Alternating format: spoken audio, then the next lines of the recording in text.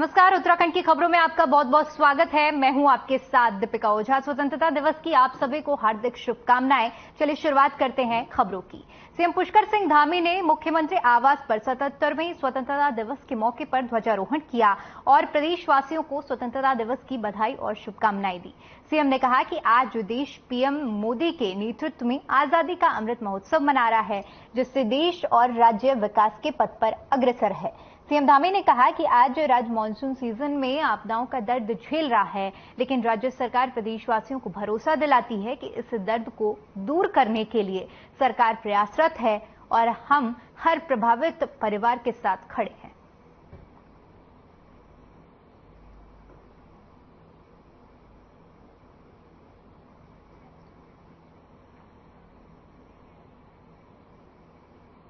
चलिए बढ़ते हैं अगली खबर की ओर। आजादी के अमृत महोत्सव यानी कि स्वतंत्रता दिवस का जश्न पूरे देश में बड़े हर्षोल्लास के साथ मनाया जा रहा है। अल्मोड़ा में स्वतंत्रता दिवस पर कई विद्यालयों के विद्यार्थियों और एनसीसी कैंडिडेट्स द्वारा देशभक्ति के नारों से गुंजायमान कर प्रभात फेरी पूरे शहर में निकाली गई। इस प्रभात फेरी में अल्मोड़ा विधायक मनोज तिवारी, बीजेपी जिलाध्यक्ष रमेश बहुगुणा, पालिका अध्यक्ष प्रकाश जोशी समेत जनप्रतिनिधियों ने भी बढ़ चढ़कर शिरकत की। इस अवसर पर विधायक ने 77वें स्वतंत्रता दिवस पर शुभकामनाएं प्रेषित करते हुए कहा कि देश आजादी के स्वतंत्रता संग्राम सेनानियों के बदौलत हमें आज आजादी मिली है। वहीं अल्मोड़ा जिले का स्वतंत्रता संग्राम में अहम योगदान रहा है और बीजेपी के जिला महामंत्री ने कहा कि पूरा देश आजादी का अमृत महोत्सव मना रहा है। पूरे देश में स्वतंत्रता दिवस बड़े उत्साह के साथ मनाया जा रहा है। उसी क्रम में आज अल्मोड़ा शहर में भी सुबह 7 बजे प्रभात फेरी निकाली गई है और बच्चों में काफी उत्साह है और हम चाहते हैं कि इसी तरह अक्षुण्ण तरीके से इस स्वतंत्रता दिवस लगातार हम मनाते रहें और हमारे आने वाली पीढ़ी इसको लगातार और जोर शोर से आगे बढ़ाती रहे। ये हम सबके लिए बहुत ही गौरवशाली क्षण है कि आज ही के दिन ये देश हमारा स्वतंत्र हुआ था और मैं उन वीर सैनिकों को, उन महान स्वतंत्रता सेनानी को जो ज्ञात है उनको नमन करता हूं, श्रद्धासुमन अर्पित करता हूं। और जहां तक इस देश की आजादी में इस अल्मोड़े का अपना विशेष योगदान रहा है, चाहे हमारी सल्ट की गाथा हो, चाहे हमारे जयती धामदेव का हो, चाहे हमारे चौनौदा का हो, और इसमें इस स्वतंत्रता आंदोलन में अल्मोड़े का विशेष योगदान रहा है और कई हमारे ऐसे वीर सैनिकों ने, हमारे स्वतंत्रता सेनानियों ने अपने प्राणों की आहुति दी है। मैं पुनः सभी को शुभकामनाएं देता हूं। वहीं स्वतंत्रता दिवस के अवसर पर उत्तराखंड के राज्यपाल लेफ्टिनेंट जनरल सेवानिवृत्त गुरमीत सिंह ने राजभवन में ध्वजारोहण किया। इस मौके पर उन्होंने देश और प्रदेशवासियों को स्वतंत्रता दिवस की शुभकामनाएं दी। राज्यपाल ने कहा कि देश को अमृतकाल में कैसे आगे बढ़ाना है और सभी लोग मिलजुल कर देश की एकता और अखंडता के लिए कैसे काम करें, इसके लिए सभी को संकल्प लेना चाहिए। राज्यपाल ने कहा कि प्रत्येक उत्तराखंडी का रीजन साफ है और वह देश की तरक्की में योगदान दे रहा है। राज्यपाल ने कहा कि उत्तराखंड सैनिक बाहुल्य प्रदेश है और देश की सेना में 20% उत्तराखंडी सहमत हैं। उन्होंने सभी सैनिकों को आज के दिन नमन किया।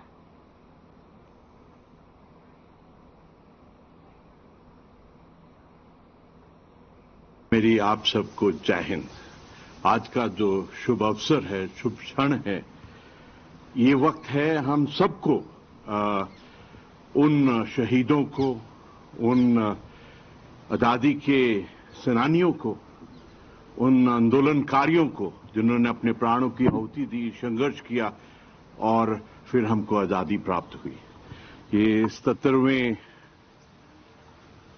इंडिपेंडेंस डे पर आज उनको मैं नमन करता हूं।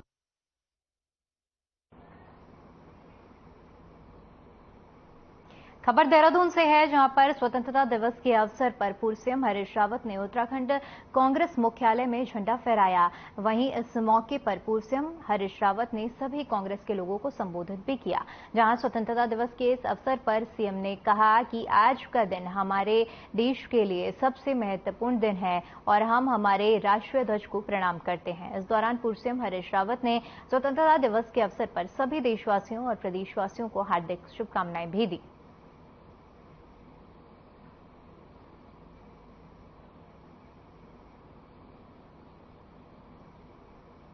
भारत के इतिहास का, हमारे देश के इतिहास का सबसे महानतम दिन है और इस दिन को हम प्रणाम करते हैं, नमन करते हैं। हमारा तिरंगा जो इसका प्रतीक है, हम उसको प्रणाम करते हैं, नमन करते हैं। वहीं उत्तराखंड सचिवालय में मुख्य सचिव सुखबीर सिंह संधू ने स्वतंत्रता दिवस के अवसर पर तिरंगा फहराया और अपना संबोधन किया। उन्होंने कहा कि मैंने अपने संबोधन में कहा कि देश ने विकसित भारत का सपना लिया है और अगले 23 साल में उन्होंने कहा कि देश भी तभी विकसित कहलाएगा जब हर प्रदेश भी विकसित होगा। इसलिए आज हमने सभी सचिवालय के कर्मियों के साथ इस संबंध में बातचीत भी की है कि कैसे हम समस्याओं का समाधान करें और हम कैसे नई अपॉर्चुनिटी को पहचानते हुए उन पर काम करें ताकि हम अपने प्रदेश को भी देश का विकसित राज्य बनाने और राज्य की एक अलग पहचान और भारत का अभिन्न अंग बनाएं। जैसे अभी मैंने अपने संबोधन में भी कहा कि देश ने एक विकसित भारत का सपना लिया है अगले 23 साल में 2047 तक, और देश तभी विकसित कहलाएगा जब हर प्रदेश भी विकसित होगा।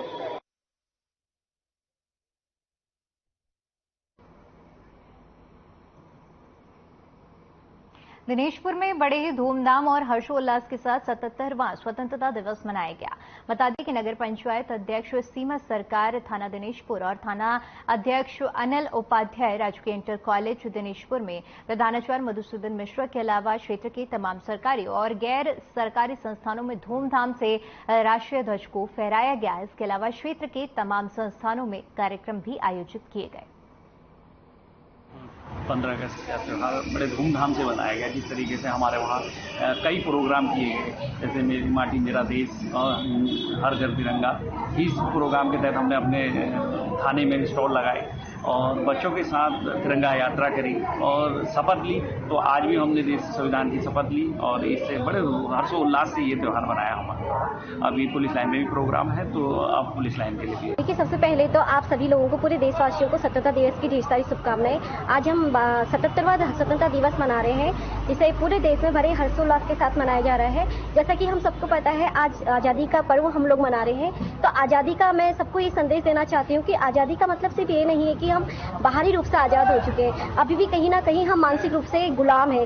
कोई किसी चीज़ का गुलाम है, कोई किसी चीज़ का गुलाम है। तो हम इन सबको अंदर, हमें बाहरी की बजाय अगर हम अपने मानसिक रूप से आज़ाद हो जाएंगे तो वही वास्तव में सच्ची स्वतंत्रता होगी।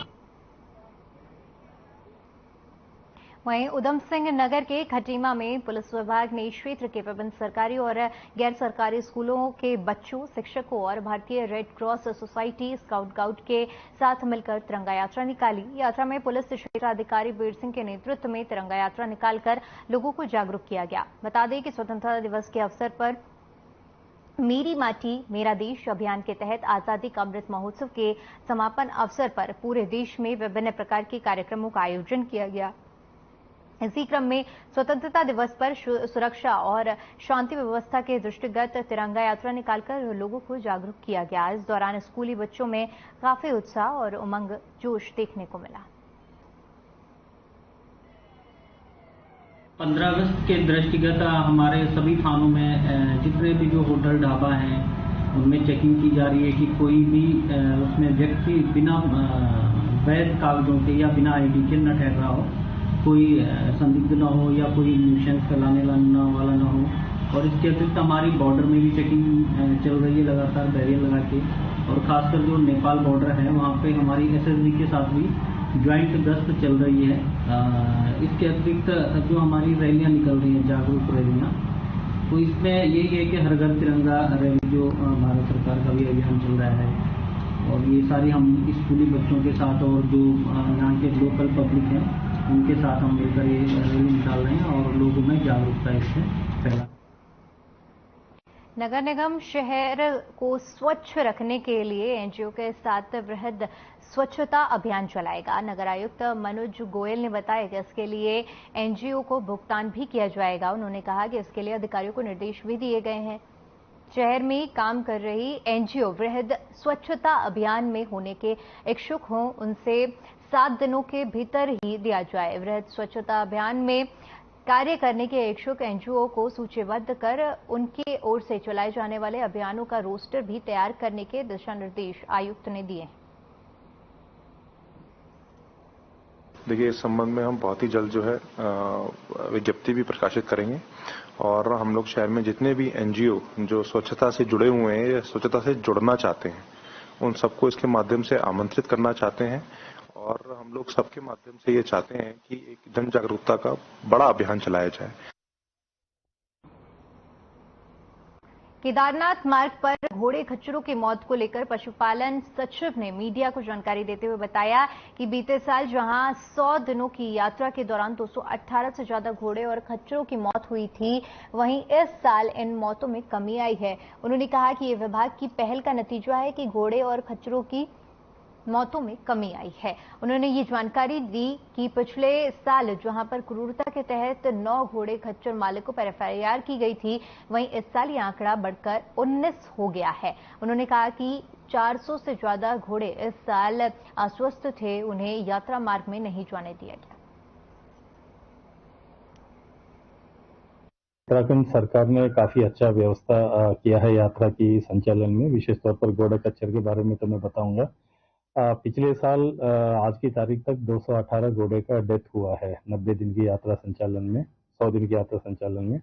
इस साल वही देखेंगे तो एकदम आधा हो गया था, सिर्फ मात्र 109 घोड़े का मृत्यु हुई है।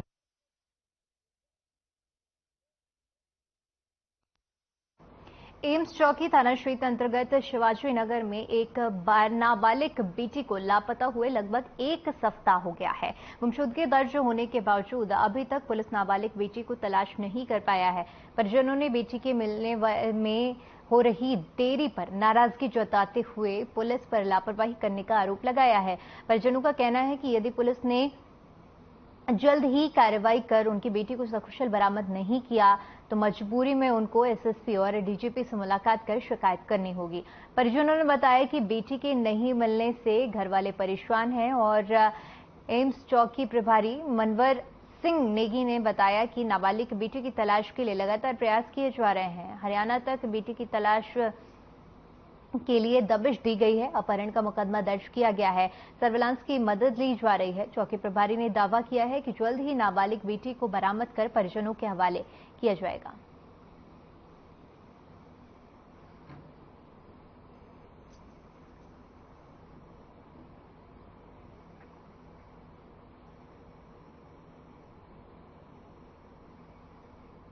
खबर देहरादून से है, जहां पर नगर निगम की बोर्ड की बैठक में स्ट्रीट लाइटों की निगरानी को सेंट्रल कंट्रोल सिस्टम से नियंत्रण करने का प्रस्ताव रखा जाएगा। नगर आयुक्त मनोज गोयल ने बताया कि नगर निगम के वार्डों में स्ट्रीट लाइटों की निगरानी अब सेंट्रल कंट्रोल मॉनिटरिंग सिस्टम से होगी। इसके जरिए नगर निगम को तुरंत इसकी सूचना मिल जाएगी कि शहर में कहां कितनी लाइट जल रही है और कितनी खराब है, जिसके बाद खराब लाइटों को तत्काल बदला जा सकेगा। आपको बता दें कि नगर निगम की ओर से शहर के 100 वार्डों में 99,000 लाइट लगाई गई हैं। इनके रखरखाव की मरम्मत ESL कंपनी को दी गई है। हालांकि रोजाना काफी संख्या में लाइटें खराब हो रही हैं। बरसात में बड़ी संख्या में लाइटें खराब हो रही हैं, जिससे शहर की कई सड़कों पर अंधेरा पसरा हुआ है। साथ ही करीब 65,000 लाइटें बैंड स्विच पर लगी हुई हैं, जो कि UPCL की ओर से लगाए गए हैं, टाइमर से संचालित हैं। यह भी आए दिन खराब होते रहते हैं।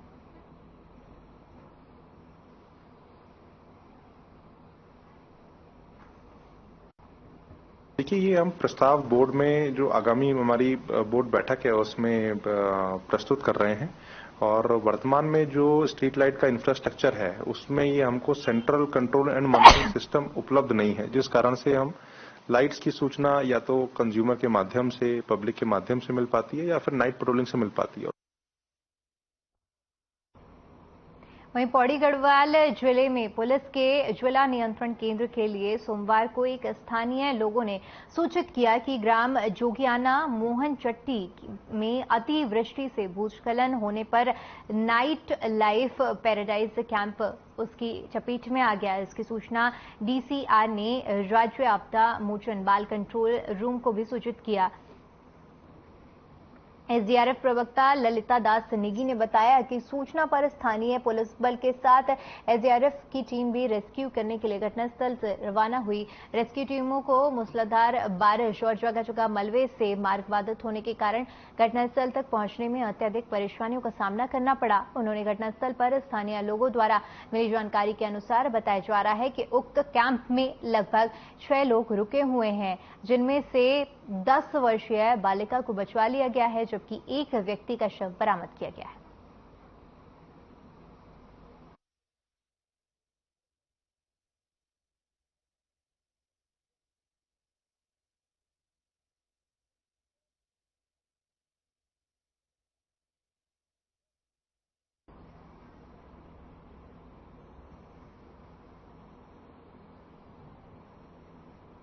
यातायात का कार्य सुचारू रूप से चल सके, इसके लिए सड़क चौड़ी करने का कार्य किया जाना है, जिस कारण नैनीताल जिले की डीएम वंदना सिंह के निरीक्षण का दौर लगातार जारी है। वहीं डीएम वंदना सिंह ने आज हल्द्वानी के रानीबाग क्षेत्र में पहुंचकर सड़क की वास्तविक स्थिति का जायजा लिया। इस दौरान उन्होंने बताया कि 15 स्थानों की मार्किंग की गई है और जिनसे शासन डीपीआर डिटेल्ड प्रोजेक्ट रिपोर्ट भी भेजी जा चुकी है। उसमें से एक रानीबाग क्षेत्र भी है, जहां जाम की स्थिति लगातार बनी रहती है, जिसे देखते हुए एनएच के माध्यम से कार्य किया जाना है। वहीं इसके बाद एक पुल का निर्माण भी किया जाना है, जो कि शासन से संतुष्टि मिलने के बाद ही किया जा सकेगा। वहीं शहर में यातायात सुचारू रूप से चल सके, इसके लिए एक टीम ने निरीक्षण किया था, जिसे देखते हुए सड़क के चौड़ीकरण समेत अन्य मानकों को भी ध्यान में रखकर आगे का कार्य किया जाए, जो कि जल्द शुरू होगा।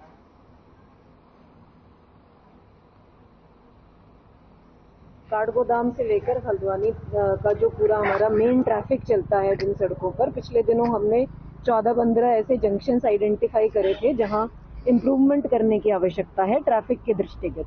तो पर्यटन सीजन से पहले कुछ काम कराए जा सके, उसके लिए विभाग के माध्यम से 15 ऐसे चौराहों की हमने डीपीआर भी बनवाई थी, जिसमें एक रानीबाग वाला भी एक पैच है जो एनएच के माध्यम से टेकअप किया जाना है।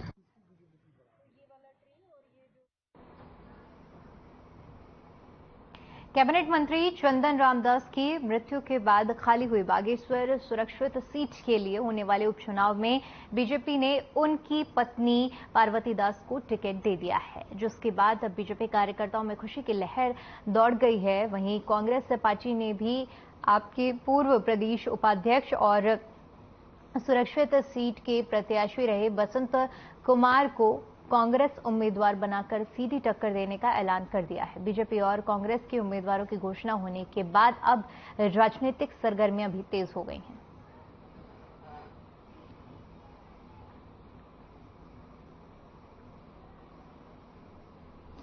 आज जो जिम्मेदारी मुझे सौंपी जाएगी मैं उसको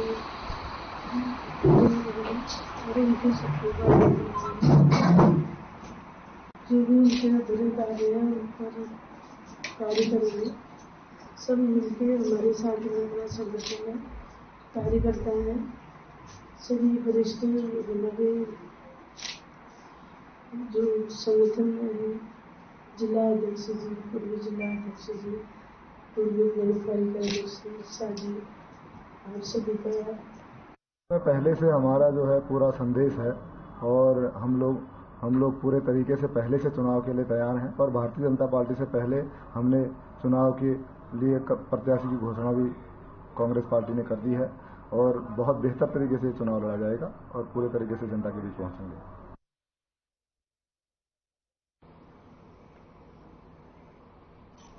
तो बीजेपी कार्यकर्ताओं में खुशी की लहर दौड़ उठी है, क्योंकि बागेश्वर से जो खाली सीट हुई थी चंदन रामदास के निधन के बाद अब उसी सीट पर उनकी पत्नी को प्रत्याशी बीजेपी की ओर से घोषित किया गया है, जिसके बाद बीजेपी के कार्यकर्ताओं में काफी ज्यादा खुशी देखने को मिल रही है। खबर रामनगर से है, जहां पर महिलाओं की सुरक्षा को लेकर केंद्र सरकार और राज्य सरकार दोनों ही चिंतित हैं और लगातार महिलाओं के हित पर काम करते हुए दिखाई दे रही हैं। लेकिन कुछ महिलाएं अपने विशेष अधिकारों का दुरुपयोग करती हुई नजर आ रही हैं। दरअसल महिलाओं के विशेष अधिकारों का इस्तेमाल कर एक महिला ने लोगों पर फर्जी मुकदमे दर्ज कराने की धमकी देकर घपला करने का काम किया है। जहां इसी कड़ी में कुछ दिन पहले ही महिला ने एक हुसैन नाम के व्यक्ति से मारपीट कर उल्टा उसी पर मुकदमा दर्ज कराया और अब फैसला करने की एवज में महिला 1 लाख रुपए की मांग कर रही है। और साथ ही इस तरह की ठगी वो पहले भी कई बार कर चुकी है, जहां उसी के सगे संबंधियों ने ज्ञापन देकर पुलिस में मामला दर्ज कराया। फिलहाल पुलिस इस पूरे मामले की जांच कर रही है। कोतवाल साहब को ज्ञापन देने आए थे। हमारे वहाँ पर एक सलमा नाम की लड़की है जो आए दिन लोगों पे झूठे मुकदमे करती है। पैसे लेने का उसने पेशा बना रखा है।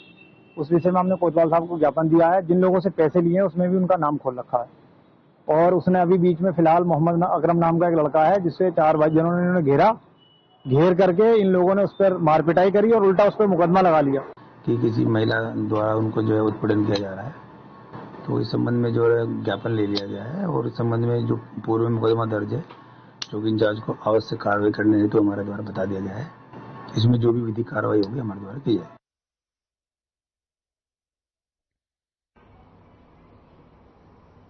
चलिए, फिलहाल के लिए इस बुलेटिन में इतना ही। बाकी तमाम बड़ी खबरों के लिए बने रहे हमारे साथ। नमस्कार।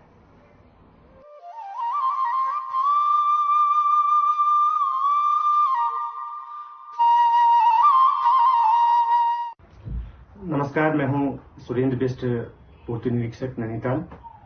स्वतंत्रता दिवस और रक्षाबंधन की सभी देशवासियों को हार्दिक बधाई और शुभकामनाएं।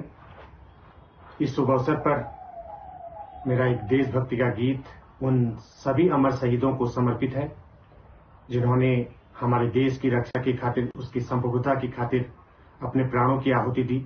उन्हीं में से एक मेरे ताऊजी अमर शहीद वीर सैनिक नंदन सिंह बिष्ट 1962 की जो भारत चीन का जो युद्ध हुआ था उसमें शहीद हुए थे। उन्हीं के ऊपर मैंने एक देशभक्ति का गीत रिलीज किया है, भारत मुकुट हिमालय नाम से।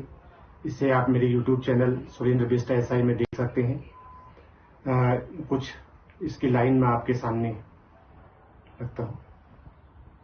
भारत मुकुट हिमालय तुमूले पछाणा वीरो तुमूले पछाणा, दुश्मना ठाड़ी रहो सिराणा, दुश्मना ठाड़ी रहो सिराणा। भारत मुकुट हिमालय तुमूले पछाणा वीरो तुमूले पछाणा, दुश्मना ठाड़ी रहो सिराणा, दुश्मना ठाड़ी रहो सिराणा। वीर सिपाही नंदन सिंह कुना द्वारा हटा का, 3 दिन है निभे उनारा विवाह का। तारे गो चीन दगे हैगे छो लड़ाई, इजुले को भारत माले तू कहनी बुलाई। सीमा पूजी देश लीजी चढ़े दी पराणा वीरो चढ़े दी पराणा, दुश्मना ठाड़ी रहो सिराणा, दुश्मना ठाड़ी रहो सिराणा। तो मेरी माटी मेरा देश अभियान पूरे भारतवर्ष में इस समय चलाया जा रहा है। हमारे देश के यशस्वी प्रधानमंत्री माननीय श्री नरेंद्र मोदी जी के नेतृत्व में हमारे देश के हर गांव में आज शिलापट बन के तैयार हैं और उन सभी अमर शहीदों का सम्मान है ये। तो इसके लिए मैं भारत सरकार का बहुत बहुत धन्यवाद भी ज्ञापित करना चाहता हूं। उन सभी अमर शहीदों को मेरा सत सत नमन।